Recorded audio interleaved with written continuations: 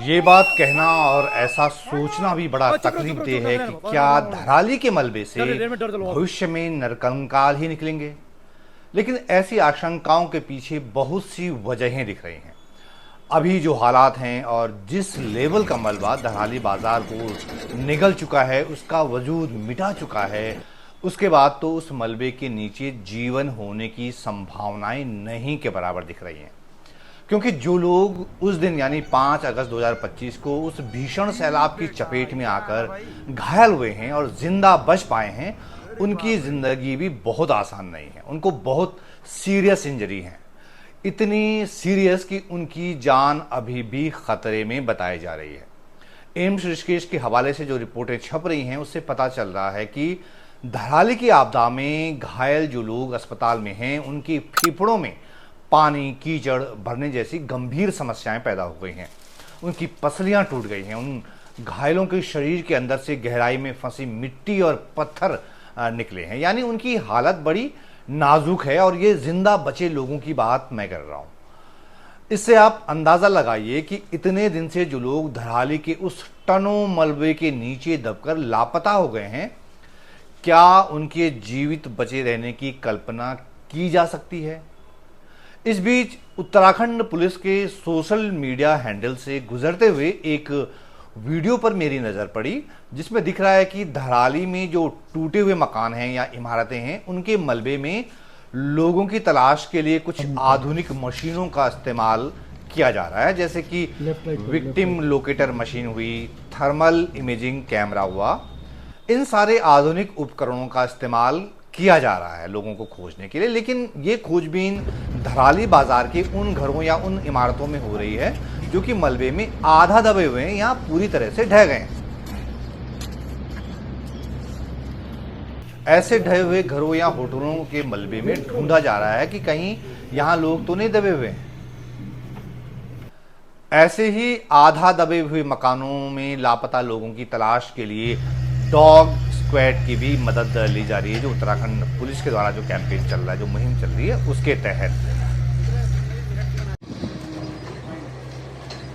ये सारी कसरत इसलिए हो रही है क्योंकि जिस तरह चश्मदीदों के बयान आ रहे हैं, उससे ये अंदाजा लग रहा है कि आपदा के दिन यानी 5 अगस्त 2025 को धराली बाजार काफी गुलजार था और उस दिन जो दैत्याकार रूप से सैलाब आया, हो सकता है कि उसमें बड़ी संख्या में लोग उसकी चपेट में आए हों।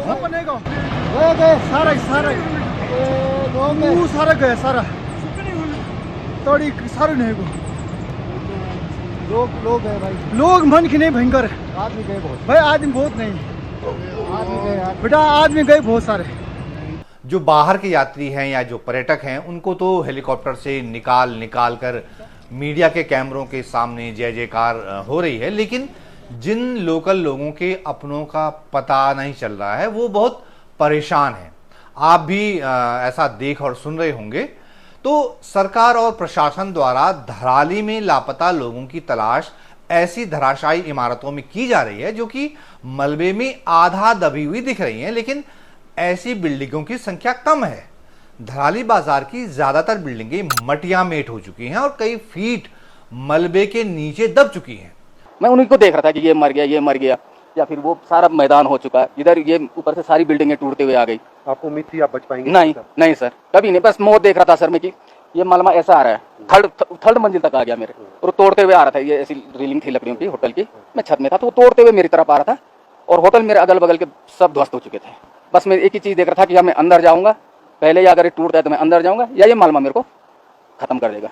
बस यही देखते देखते सर लास्ट में ऑप्शन ही नहीं बचा, दोनों तरफ से जब क्लोज हो गया टूटने का या मलबे से, तो मेरे पास कोई ऑप्शन नहीं, मैंने पीछे छलांग मार दी। बस सीधे मैंने कहा मर तो वैसे भी गया तो मरना ही है, तो फिर निकल गया सर मैं पीछे से। फिर जो रिपोर्टें आ रही हैं उनके मुताबिक लगभग 30 होटल, रेस्टोरेंट, होम स्टे वगैरह जो है वॉश्ड आउट हो चुके हैं। मतलब उनका नामो निशान मुट चुका है। न जाने कितने होटल खंड खंड होकर भागीरथी नदी में बह गए और कितनी ही बिल्डिंगें कई फीट ऊंचे मलबे के पहाड़ के नीचे अभी भी दबी हुई हैं। सैलाब के साथ आए टनों मलबे ने पूरे धराली बाजार को फ्लैट कर दिया है, मतलब समतल कर दिया है। इसकी पुष्टि भारतीय अंतरिक्ष अनुसंधान संस्थान यानी इसरो द्वारा जारी सैटेलाइट तस्वीरों से भी होती है। इसरो ने धराली की पहले की और आपदा के बाद की तस्वीरें जारी की हैं। उसमें साफ साफ दिख रहा है कि धराली में ऊंची ऊंची इमारतें मटियामेट हो चुकी हैं, उनका नामो निशान तक नहीं बचा है, सब मलबे के नीचे दब गई हैं। और अब सिर्फ फोटो से ही बताया जा सकता है कि यहाँ पर कभी कोई बसासत थी, कभी यहाँ पर एक बाजार जो है गुलजार रहा करता था, सैलानियों से भरा रहता था। असली चुनौती यही है क्योंकि वहां टनों वजनी मलबा पड़ा हुआ है, 20 से 25 फीट ऊंचा मलबा बताया जा रहा है। तो उसके नीचे जो लोग दबे होंगे उनका जिंदा मिल पाना अब तो लगभग नामुमकिन सा लगता है, क्योंकि सबसे बड़ा सवाल तो यही है कि लापता लोगों की तलाश के लिए इतने बड़े मलबे को खोदा जाएगा या नहीं खोदा जाएगा। हालांकि ऐसा लगता तो नहीं है कि 20-25 फीट ऊंचे मलबे में ड्रिलिंग की जाएगी और वहां दबे लोगों को निकाला जा सकेगा। इसमें बहुत सी व्यावहारिक दिक्कतें हैं, इसलिए हो सकता है कि धराली में जो मलबा न जाने कितने लोगों की समाधि बन चुका है, निकट भविष्य में उसी के ऊपर से सड़क निकाल ली जाए। जो मलबा आया है वो 20 फीट से ज्यादा जो उसमें जमा हुआ है, तो वो जो उसके नीचे दफन लोग हैं वो शायद ही कभी मिले, क्योंकि उसको खोदना और उसे निकालना लगभग असंभव है। जैसे हमने केदारनाथ में देखा था कि सालों साल नरकंकाल मिलते रहे, तो वैसे ही अब सेम सिचुएशन धराली में भी है।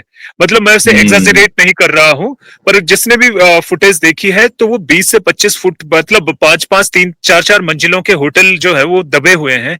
तो अब मतलब सोच सकते हैं कि उन लोगों को बाहर निकालना तो बिल्कुल नामुमकिन है। हाँ, तो एक बहुत बड़ा चैलेंज है। मतलब इतना 20 फुट अगर मलबा जमा है तो वहां उसको खोद पाना, उससे वहां से लोगों को निकाल पाना एक बहुत बड़ा चैलेंज है, जैसे पंकज बता रहे हैं।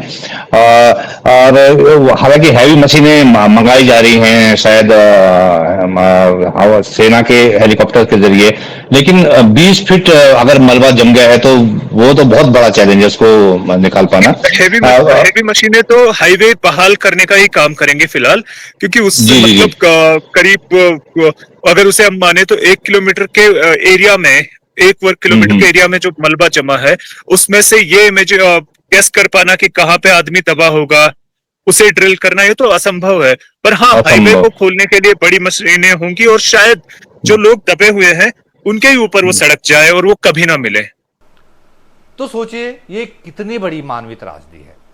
जो लोग धराली के मलबे में दबे हुए हैं उन्हें आप मृत भी घोषित नहीं कर सकते, और उनके घर वालों की सोचिए जरा, वो बेचारे तो अपनों का अंतिम संस्कार भी नहीं कर पाएंगे। अगर उस विशालकाय मलबे की खुदाई नहीं हुई, जो फिलहाल संभव तो नहीं लग रहा है, तो उसके नीचे दबे हुए लोग जिंदगी भर के लिए लापता की श्रेणी में रह जाएंगे। इससे बड़ा दुख, इससे बड़ी पीड़ा, इससे बड़ी त्रासदी और भला क्या हो सकती है।